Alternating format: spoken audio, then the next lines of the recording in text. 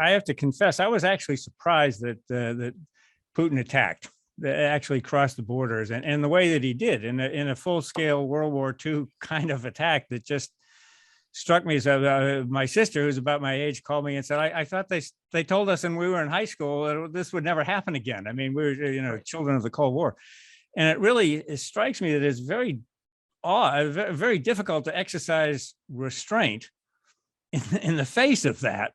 Have we exercised too much restraint in that? Because what is happening is somebody is one country is exercising no restraint and actually killing people, civilians, as a matter of strategy. Yeah. So, is there too much restraint or what? Well, how do you prevent that sort of a thing? I'm not sure you do prevent it. That's the point, perhaps.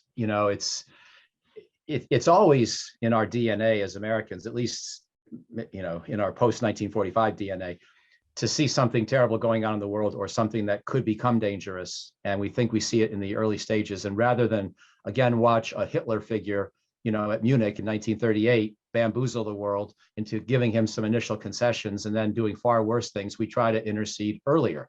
And so go back to 1950, we thought that Korea was unimportant. Secretary of State Dean Acheson gave speeches saying it was not within our security perimeter. But the minute that North Korea did attack South Korea with Soviet and Chinese support, we changed our mind, because the very act of the attack turned it into a different issue than it had been previously. It was no longer some sort of cold analytical deduction you could reach about Korea's relative strategic importance. If the Chinese and Soviets decided to make it important, it therefore became important.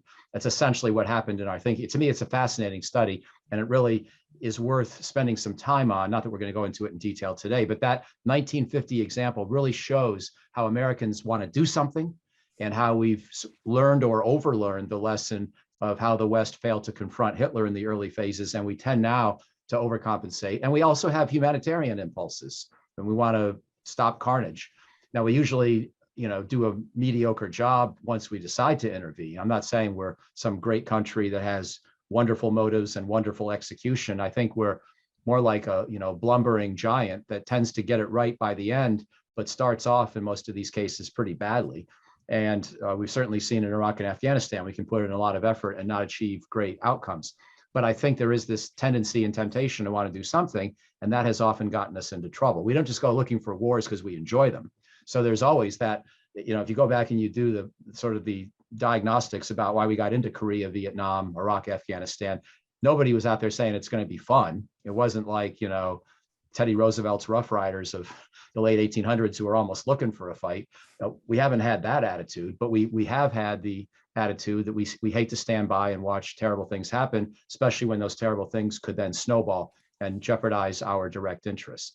So I think Biden, in that sense, gets not enough credit for having made a clean, clear, and firm determination that Ukraine was worth doing a lot about, but it was not worth risking war against Russia with our own forces.